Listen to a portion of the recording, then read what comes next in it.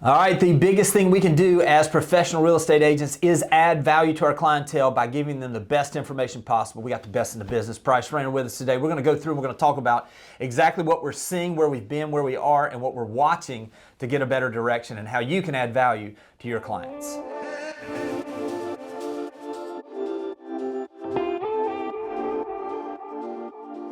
All right, everybody, this is one that I know that you've been waiting on. I have the privilege of hearing this stuff from Price pretty regularly, and I can't wait to share with you the knowledge. And man, we've been friends a long time. I mean, gosh, 40 years now. But let me just say this. There's no one in the country, and I talk to all of them, there's no one in the country that literally has their finger on the pulse of what's going on in a local market better than Price Rayner. As you've seen over the years, what he does is he has this little ability to just kind of get a little bit different focus on exactly what we're watching and where we are. So I didn't mean to say that in the wrong way, but you know what I'm saying. Yeah. He studies this. And our ability as a part of this company to have access to this insight is tremendous. But it doesn't do you any good unless you share it. So we're going to talk a little bit about that in a little bit.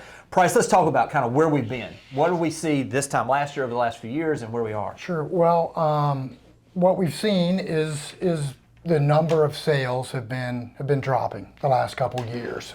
And in addition, we've seen the average price hold up. You know, so we've really had kind of this really nice deleveraging, this cooling period over the last couple years, you know, that has been, call it, pretty healthy to this point. And, you know, and that's kind of in a nutshell what we've seen. And, you know, we'll just continue to watch to see what unfolds from here. But, you know, I mean, we were at, just to kind of encapsulate where we were, you know, February of 2021, we had about 3 months of inventory along 30A from one end to the other. 21 or 22?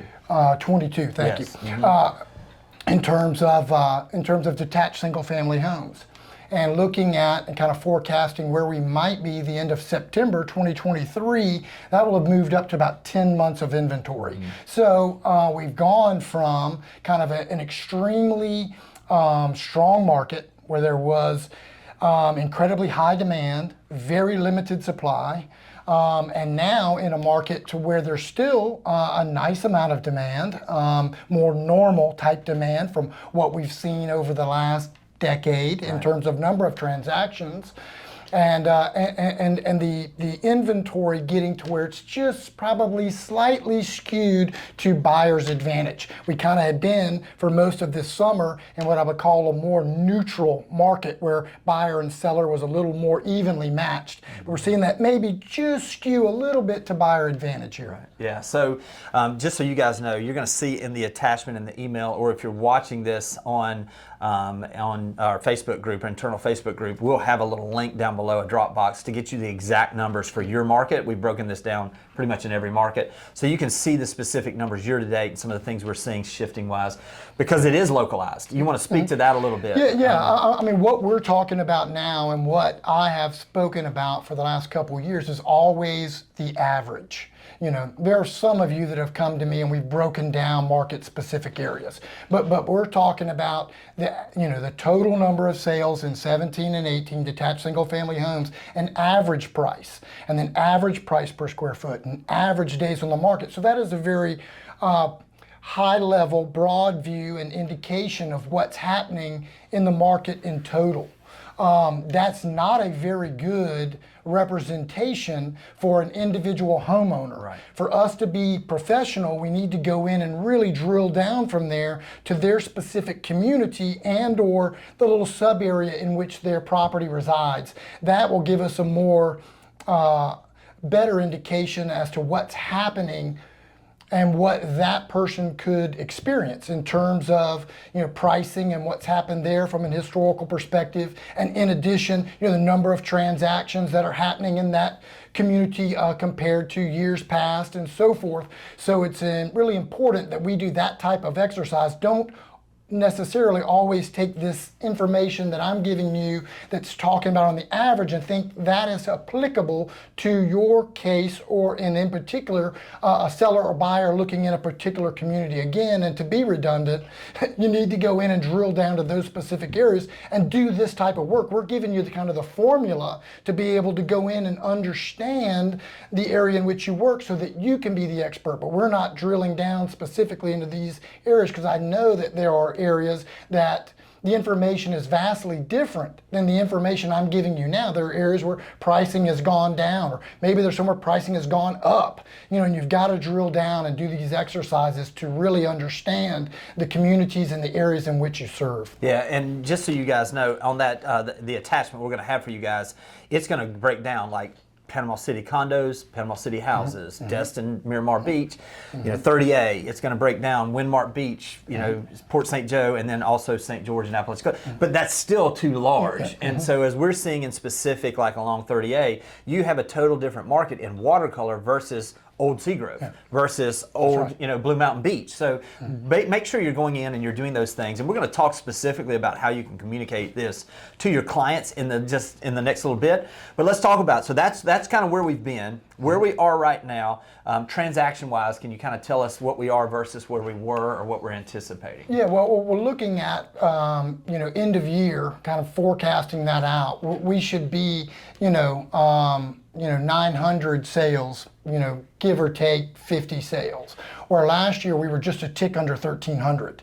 So we're going to be off, call it 40%, give or take, in the number of transactions. So we're going to be down a substantial number of transactions, but when we go back and we compare what 900 is close to, when we look at 15, 16, 17, 18, 19, that's right kind of in that realm of the number of transactions we were doing then, give or take, 100. We were between about 700 and 900 then, and so we're kind of back in that range, which is still a very good place to be. Right. Yeah. Now we talked about the resiliency of the pricing. Those are averages. You want to talk about how that can kind of be really, sure. It can be a little deceiving though. Yeah. Well, it goes back to that's what we've had happen so far this year in the number of transactions.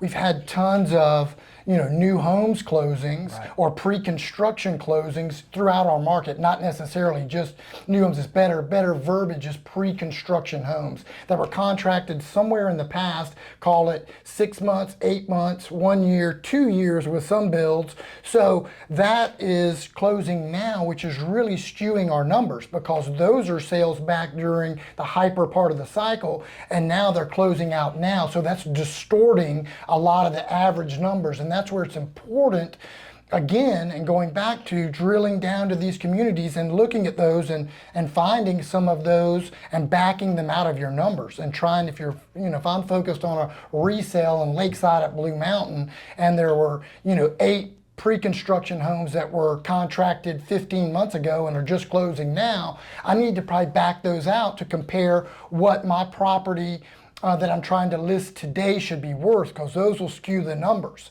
Is that kind of clear? Yeah, no, that's absolutely clear. I would also say, some of the things that we see is the resiliency in the upper side of the market with less transactions. You want to speak to that? Also, yes, thank you. And where we're seeing these Gulfront home big ticket items closing for 15, 20 million, whatever they are. When I'm putting that in an average where we're dealing with a $2.3 million average sale, and say there are just drill down for a month where there's 65 sales and 3 or 4 of those are 15 million or more, that's skewing that number also. And then in addition, take for instance an Origin, where average price there has moved up from, say, the bottom there was 600,000, now say it's 750,000, give or take. That's also skewing the number, because you've got the bottom moving up and the price moving up, and there's less and less transactions. So it's much easier for the weight, if you will, of those sales, in all of the sales to skew it more easily than say when you had 170 sales. Right. You know, those 3 or 4 sales wouldn't have the impact that they have now. Yeah, and I think this is something too, like when you hear, this is why on the Friday wrap I try to give as much information because we want to get you an idea of the pulse of that. And so those are when I'm saying, hey, listen, I just do the pending volume because I don't have the pending transactions. I wish that I still had that data from back then.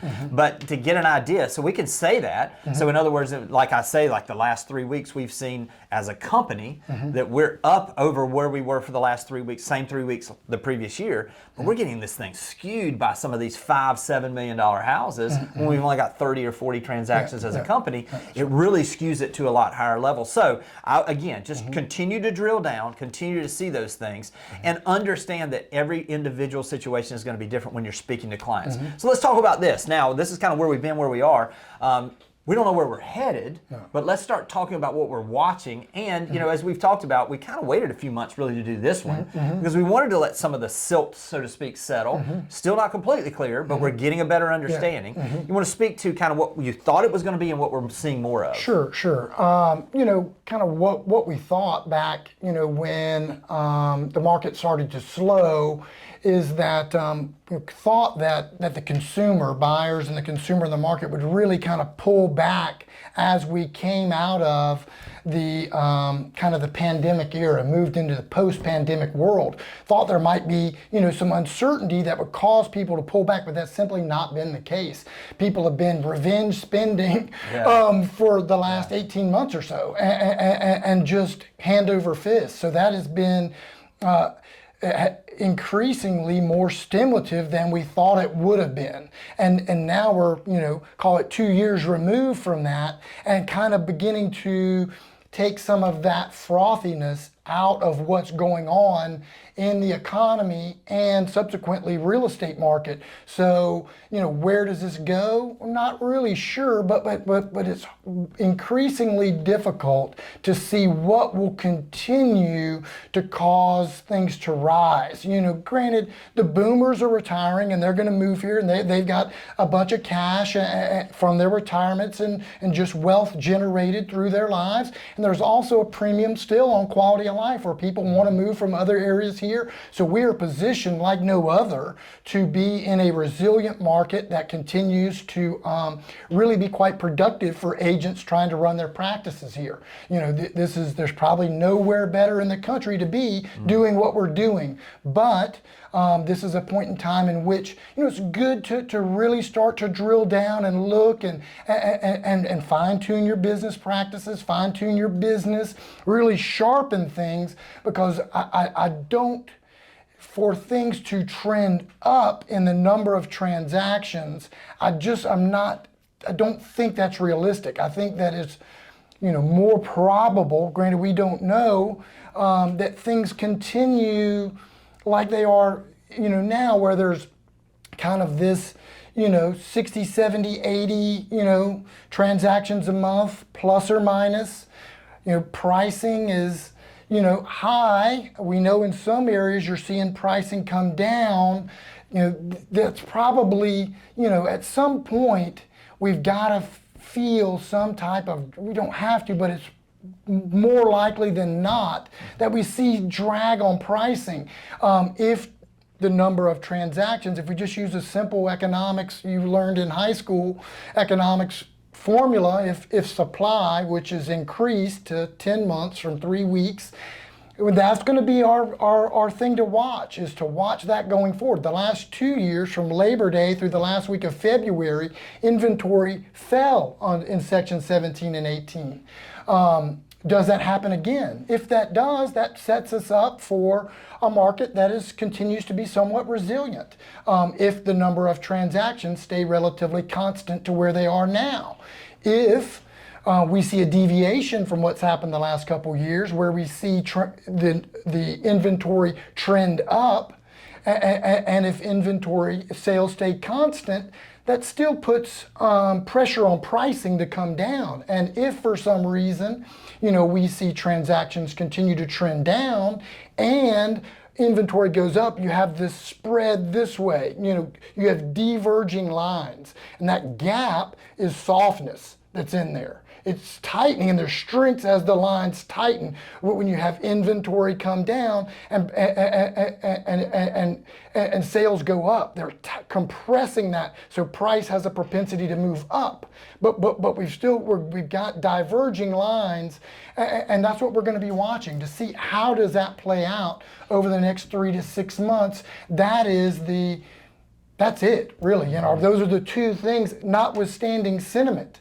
That's what the talking heads say on television and so forth. And more importantly, it's what we communicate and how we communicate, and not only what we communicate, but the way in which we communicate it. It's what we communicate with conviction. That's what our sellers and buyers are going to resonate with, are those things that we say with passion and belief behind that equates to conviction. That is our job right now, is to communicate, in my opinion, with conviction what we're seeing in inventory and number of transactions on the market as a whole, and more specifically to the areas in which our sellers own and buyers would like to purchase in. That's how we add value. Yeah, let's talk about sentiment specifically. And we're going to get to 3 specific areas to focus on in just a second. But let's talk about this, because this is a question we get a lot.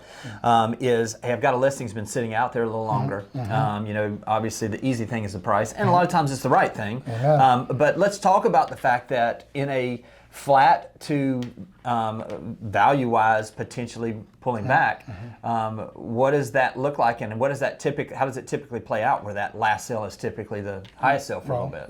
We enter into a phase of the market that becomes a self-fulfilling prophecy, if you will. If inventory stays flat or increases, and the number of transactions stays flat and decreases, then you're in a market in which it's very difficult for price to go up. So that the agents, the easy thing, as you've just said, when seller calls and say, what do I do? The easy and probably the right answer a lot of times is we've got to lower the price. So as soon as that price is lowered here, that's your next comp if it goes under contract and closes. So then you go back to the equation of, okay, the uniqueness of my house. Is this an A, B, or C relative to others? And you can price that appropriately. But A's to other A's, B's to other B's, and C's to other C's, when we're comparing those in our sub area, if inventory is going up and they're equal, the next one goes for less. Right. And that's just, I wish it wasn't that way, but we either have to have something that's so unique that multiple people want it and it goes away, or there has to be a change in the lines. There has to be either a decrease in inventory or an increase in the number of transactions over a period of time. The market has been so resilient. I'm so grateful for it. It's been wonderful. But at some point it gets tired, and it acquiesces. It gives in to those forces, and that's, and it's quiet. We don't notice it right away. It sneaks up on us usually. We end up looking at the market and go, oh, there's 5 houses very similar to mine. What do? I can't price it higher than them anymore, hoping they're all going to go away and the market's going to run into me on the way up. That simply doesn't work anymore. And now we have to price them equal, and buyer has options. And everybody may stay firm and say, what, we're not going to negotiate a nickel. And that's great. I hope that happens. That's awesome. Love that. But over time, usually somebody gets eager and someone's willing to acquiesce and say, you know what, I'm going to take less. And then they take less, and then that, and it can start a movement in a certain direction. I'm not saying that's what's going to happen. I don't know. But over history, of real estate, that's happened a lot. Right. In our market, we're lucky. We've got emerald water, sugar white beaches, and a lot of people coming here, and we've been surprisingly resilient, if you will, to this point, and that may continue. All I'm saying is, we see these diverging lines. It's important that we really drill down in our sub areas to be very aware of what's going on, so that we can communicate as experts to both buyer and seller. Yeah, so let me give you an example of this. If you're sitting in there and you're trying to explain this to a seller, and you say, hey, listen, 2 years ago, there would be 1 house for sale in our neighborhood. There's 6 right now. Now, when there are 6 homes for sale, the buyer that wants to buy in here wants to perceive that there is value. So where do they perceive value? They either see it in in the amenities that are added in that one house, whether it's a bigger pool, whether it's a a larger living space, whatever it is. But if you're comparing just houses to houses, they're very similar. It's going to be price. And so think of it that way. If I'm a buyer that's coming in and you're one of 6, how are you going to differentiate yourself? As you mentioned, somebody's going to be eager, so they're going to want to be the lowest price. So they're going to reduce down where they're the lowest price. Well, then you've got a couple others that would like to sell, and they realize, okay, well, this one goes under contract. I'm just going to use even numbers. Let's say this one goes under contract for $1 million. Well, where is the perceived value going to be? Because then after that, 5, and then if we're adding more, now we're at 7 2 months from now, and we've only had that one sale. Obviously, we can't sell it for more than that because we can't get it to appraise, and no buyer's going to pay more than what that last one was. So then someone gets eager, and they reduce the price to this level to make themselves, and then it just continues for however long this lasts. It could be 6 months, it could be a couple of years. Whatever it looks like, that's the normal thing that we would expect in this. And so if you're communicating to that seller, giving them, and basically the language I like to use is listen, my job is to give you the best information possible for you to make the best decision for you and your family.